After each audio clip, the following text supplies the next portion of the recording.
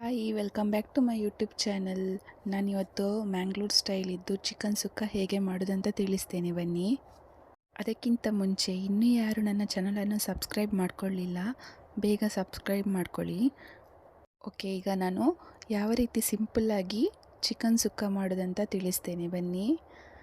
ನಾನಿಲ್ಲಿ ಒಂದು ಬಾಣಲೆಗೆ 2 ಟೇಬಲ್ ಸ್ಪೂನಷ್ಟು ತುಪ್ಪವನ್ನು ಹಾಕ್ಕೊಂಡಿದ್ದೇನೆ. ಹಾಗೂ ಇದಕ್ಕೆ 1 ಟೇಬಲ್ ಸ್ಪೂನ್ನಷ್ಟು ಸಾಸಿವೆ, ಹಾಗೆ 10 ರಿಂದ 11 ಜಜ್ಜಿದ ಬೆಳ್ಳುಳ್ಳಿ, ಹಾಗೆ ಕರಿಬೇವು. ಇದನ್ನು ಫ್ರೈ ಮಾಡ್ತಾ ಇರುವಾಗ ಕಟ್ ಮಾಡಿಕೊಂಡ 2 ಈರುಳ್ಳಿಯನ್ನು ಸೇರಿಸಿ ಫ್ರೈ ಮಾಡಬೇಕು. ಹಾಗೆ ಇದಕ್ಕೆ ಹಸಿಮೆಣಸಿನ್ಕಾಯನ್ನು ಹಾಕಬೇಕು. ನಾನಿಲ್ಲಿ 2 ಹಸಿಮೆಣಸಿನ್ಕಾಯನ್ನು ತಗೊಂಡಿದ್ದೇನೆ. ಇದು ಫ್ರೈ ಆಗ್ತಾ ಇರುವಾಗ 1 ಕ್ಯಾಪ್ಸಿಕಮ್ ಕೂಡ ಆ್ಯಡ್ ಮಾಡಿದ್ದೇನೆ. ಇದನ್ನು ಚೆನ್ನಾಗಿ ಫ್ರೈ ಮಾಡಬೇಕು. ಹಾಗೆ 2 ಟೊಮೆಟೊವನ್ನು ಕೂಡ ಹಾಕಿದ್ದೇನೆ. ಅದು ಚೆನ್ನಾಗಿ ಫ್ರೈ ಆಗಿ ಬಾಯ್ಲ್ ಆಗಬೇಕು ಟೊಮೆಟೊ. ಹಾಗೆ 1 ಟೇಬಲ್ ಸ್ಪೂನ್ನಷ್ಟು ಶುಂಠಿ ಬೆಳ್ಳುಳ್ಳಿ ಪೇಸ್ಟ್,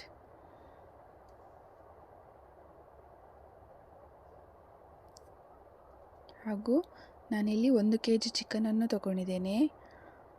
ಈಗ ಕ್ಲೀನ್ ಮಾಡಿಕೊಂಡಂಥ ಚಿಕನನ್ನು ಇದಕ್ಕೆ ಹಾಕ್ಕೊಳ್ಳುವ.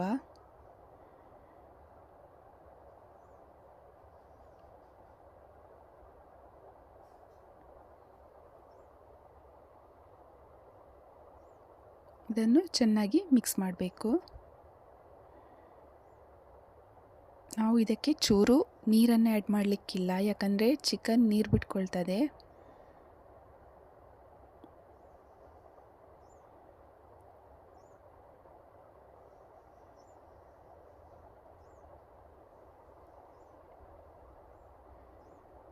ಇದನ್ನು 10 ರಿಂದ 15 ನಿಮಿಷ ಆದರೂ ಬೇಯಿಸಬೇಕು. ಇದಕ್ಕೆ ಬೇಯಿಸುವಾಗ ಸ್ವಲ್ಪ ನಿಮ್ಮ ರುಚಿಗೆ ತಕ್ಕಷ್ಟು ನೀವು ಉಪ್ಪನ್ನು ಹಾಕ್ಕೊಳ್ಬೇಕು.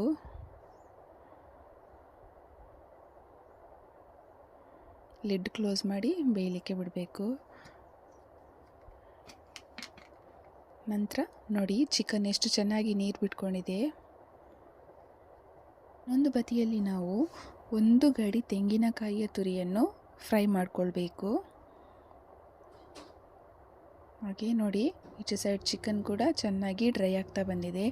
ಈ ನೀರೆಲ್ಲ ಡ್ರೈ ಆಗ್ತಾ ಬರುವಾಗ ಇದಕ್ಕೆ ಚಿಕನ್ ಸುಕ್ಕ ಪೌಡ್ರನ್ನು ಹಾಕ್ಕೊಳ್ಬೇಕು. ಇದು ನಾವು ಮನೆಯಲ್ಲೇ ಮಾಡಿದ್ದು. ನೀವು ಮಾರ್ಕೆಟಲ್ಲಿ ಕೂಡ ಸಿಕ್ಕಿದ್ದನ್ನು ಹಾಕ್ಕೊಳ್ಬೋದು, ಚಿಕನ್ ಸುಕ್ಕ ಪೌಡ್ರ್ ಅಂತ.